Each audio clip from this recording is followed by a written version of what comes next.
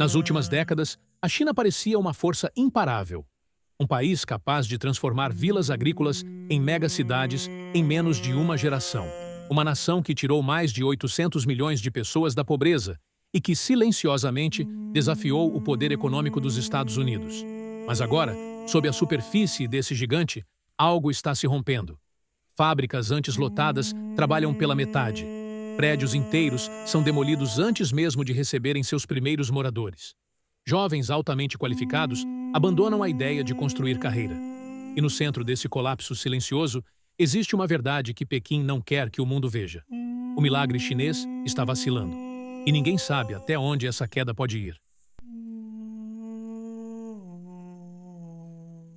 Quando olhamos para a história recente da China, é fácil entender como tudo isso começou. Nos anos 80, sob Deng Xiaoping, a China abriu suas portas para um modelo econômico híbrido. Um capitalismo controlado, guiado pelo Estado e impulsionado por mão de obra barata. Milhares de fábricas brotaram como chamas em um incêndio. Investidores estrangeiros correram para aproveitar salários baixos e produção rápida. O país se tornou o chão de fábrica do mundo. Durante quase 4 décadas, números impressionantes dominaram os relatórios internacionais.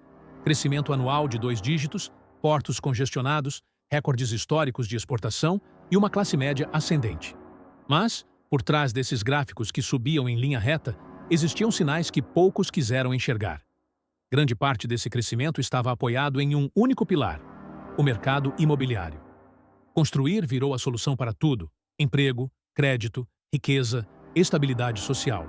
Estimativas indicam que o setor de imóveis e construção representou mais de 1/4 de todo o PIB do país. Isso é insustentável em qualquer economia. Governos locais passaram a depender da venda de terrenos para financiar seus próprios gastos.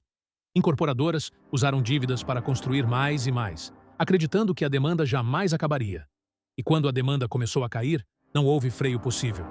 O resultado foram cidades fantasmas, avenidas completas, shoppings, condomínios, tudo vazio. A sensação era de que a China crescia para alimentar a própria ideia de crescimento. Enquanto isso, um outro fenômeno avançava silenciosamente. A população chinesa envelheceu muito rápido. Hoje, há mais avós do que crianças. As políticas de natalidade, como a antiga regra do filho único, comprometeram o futuro demográfico do país. Pela primeira vez desde 1961, a população total começou a diminuir. E quando uma população encolhe, ela consome menos, inova menos, trabalha menos. Para uma economia que depende de expansão constante, isso é devastador. O reflexo imediato está nas ruas. Jovens desmotivados, cansados de longas jornadas, rejeitando a pressão por produtividade. O movimento chamado lying flat, deitar e desistir, se espalhou entre milhões. Uma renúncia silenciosa ao modelo que sustentou o boom econômico. Mas o maior abalo veio com a crise imobiliária. A gigante Evergrande colapsou com dívidas superiores a 300 bilhões de dólares, arrastando consigo outras dezenas de incorporadoras.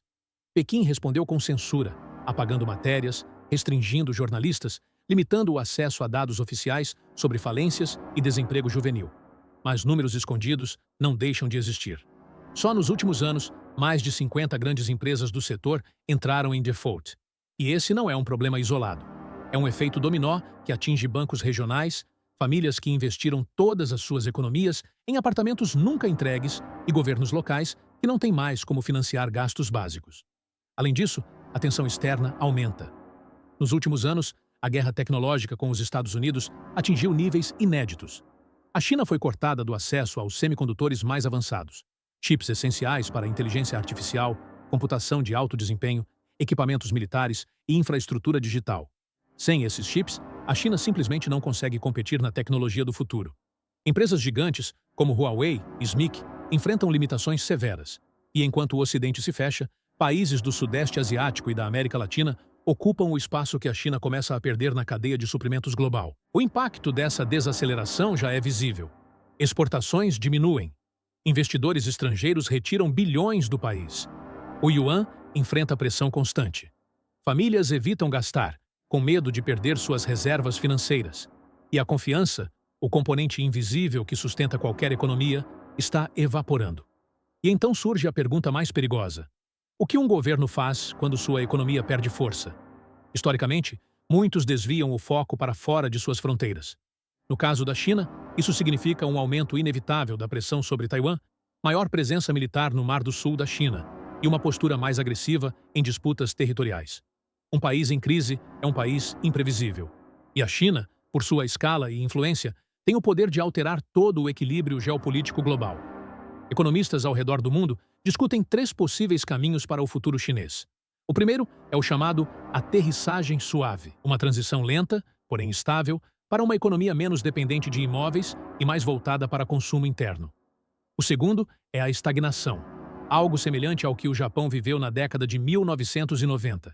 Décadas inteiras de crescimento quase zero, envelhecimento acelerado e uma população cada vez mais retraída. E o terceiro caminho é o mais instável, um declínio contínuo, combinado com tensões políticas internas e externas, capaz de gerar rupturas profundas no país. O problema central é que ninguém possui acesso total aos dados reais. O governo chinês controla estatísticas, remove números desfavoráveis, reprime especialistas que fazem previsões pessimistas e pune jornalistas que investigam de forma independente. Estimativas de analistas ocidentais sugerem que a taxa de desemprego entre jovens pode já ter ultrapassado 40%, um número alto demais para ser ignorado. A fuga de capitais também é mais grave do que o divulgado oficialmente. Grandes empresários chineses transferem riqueza para fora do país em volumes que assustam até mercados veteranos. E, ao mesmo tempo, a China tenta mostrar ao mundo que tudo está sob controle. Investimentos estatais continuam impulsionando obras gigantescas, mas muitas delas são inúteis, como pontes que levam a lugar nenhum ou prédios ocupados apenas pela metade. Esse é o retrato perfeito de uma economia que tenta parecer forte, mas se apoia em estruturas frágeis. Ainda assim, talvez o maior risco não esteja na economia, mas sim no silêncio. No silêncio das estatísticas escondidas, no silêncio das fábricas que fecham sem anúncio, no silêncio das famílias que perdem economias inteiras em apartamentos que nunca existirão. É esse silêncio que impede o mundo de medir a real dimensão da crise. O colapso da China não é uma explosão repentina. Ele é lento, ele é silencioso, ele é invisível até que seja tarde demais. Mas uma coisa é certa: quando a segunda maior economia do mundo entra em declínio, ninguém escapa das consequências. Mercados globais serão impactados. Preços de produtos, combustíveis, alimentos e tecnologia sentirão o efeito. Cadeias de produção inteiras poderão ser relocadas. E a geopolítica do século XXI será redesenhada diante dos nossos olhos.